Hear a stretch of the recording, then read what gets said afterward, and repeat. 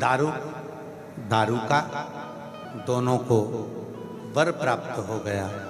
अपना वन कहीं पर भी लेकर जाओ, तुम्हारी मन जाने।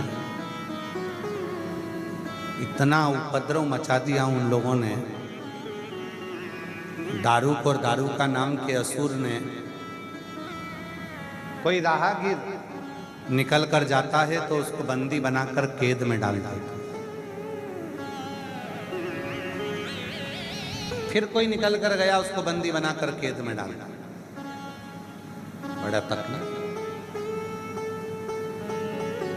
एक सुप्रिय नाम का एक शिव भक्त था, उसका नाम था सुप्रिय।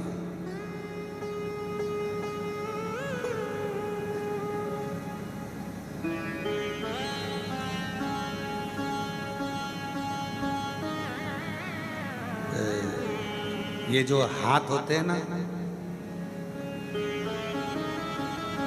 ये एक ऐसी इंद्री है जो स्पर्श करने से व्यक्ति अगर रोज का स्पर्श करता है तो उसके हाथ को पहचाना जाता है। आप लोगों में से किसी के यहाँ पर गाय या भैंस है? हाथ उठाओ जरा, किसके यहाँ पर है? सबके? हाँ, रखो रखो रखो।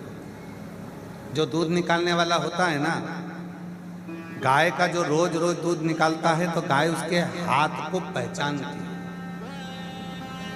उसने हाथ लगाया और गाय ने दूध देना प्रारंभ किया। अगर कोई दूसरा व्यक्ति दूध निकालने में बैठ जाए, घंटों तक परेशान हो जाए तो भी गाय दूध छोड़ती ही नहीं। हाथ का स्पर्श इतना प्रबल है, हाथ का स्पर्श। शिव महापुराण की कथा में उमा संहिता के अंतर्गत वेद व्यास जी ने वर्णन करा, जब कोई संसार का मनुष्य जल लेकर शिव के मंदिर में जल चढ़ाने को जाता है और शंकर भगवान के शिवलिंग का जब वो स्पर्श करता है, रोज रोज जब भगवान शंकर को जल चढ़ाकर शिवलिंग का स्पर्श करता है तो मेरा महादेव उसके स्पर्श को पहचान जाता है। और जब वो स्पर्श करने वाला व्यक्ति किसी की बीमारी पर, किसी की तकलीफ में, किसी के दुख में, किसी के कष्ट में जाकर मात्र उसका स्पर्श ही कर देता है तो शिव उस पर करुणा करना प्रारंभ कर देते हैं। मात्र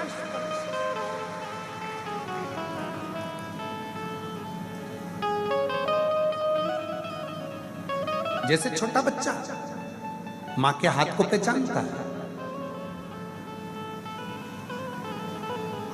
छोटा बच्चा अपने पापा के हाथ को पहचानता है। किसी दूसरे के गोद में दे दो बच्चे को तो रोएगा, परंतु उसके मम्मी पापा के हाथ को पहचानता है। 6 महीने का, 4 महीने का, 8 महीने का, 10 महीने का, वो अपने माता पिता के हाथ को पहचानता है। मेरे शिव भी जल चढ़ाने वाले के हाथ को पहचानते हैं। और जब वो जल चढ़ाने वाला शंकर को 1 लोटा जल देने वाला, जल चढ़ाने वाले के हाथ को शिव पहचानते हैं। जब वो जल चढ़ाने वाला हृदय से शिव को पुकारता है तो शिव उस हाथ को थाम लेते हैं, फिर गिरने नहीं। उस हाथ के स्पर्श को पहचान।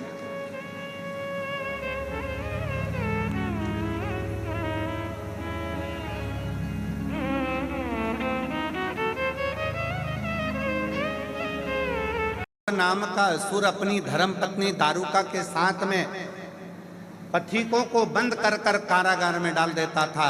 एक शिव का भक्त था सुप्रिय, वो सुप्रिय नाम का भक्त जो शंकर की आराधना करता था, शिव नाम लिया करता था, शंकर का स्मरण किया करता था। आज दारूक नाम के असुर ने दारूका के साथ में मिलकर उसको भी कारागार में डाल दिया, कारागार में बंद कर। अब सुप्रिय जिसको कारागार में बंद किया, उसका मन बड़ा दुख था। बंद कर देता चल जाता, पर बंद कर दिया तो मैं भगवान शंकर को जल कैसे चढ़ाऊं, मैं शिव का पार्थिव शिवलिंग कैसे बनाऊं, मैं शंकर का स्मरण कैसे करूं। ये मन में दुखी होकर वो रोता रहता। उस कारागार में रोज रोता, रोज रोता, प्रतिदिन उसके नेत्रों से नीर बहता, प्रतिदिन। कारागार में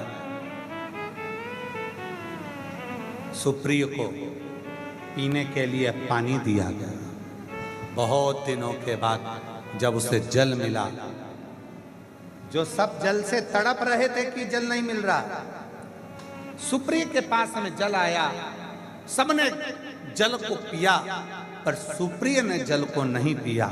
वो जल जो पीने के लिए आया था, सुप्रिय ने उसी कारागार में से एक बारीक सा कंकर उठाकर उस पर जल चढ़ा दिया और उसी जल का आचमन करा। इतनी देर में तो मेरा देव अधिदेव महादेव प्रकट हो गया। हाथों को पहचानता है मेरा शिव, हाथ। आप रोज रोज जल चढ़ाने, एक लोटा लेकर रोज रोज जल चढ़ाने के लिए जाती हो, हाथ को पहचान, हाथ को। कई माताएं तो ऐसी बैठी हैं जो अपने घर के बर्तन को पहचान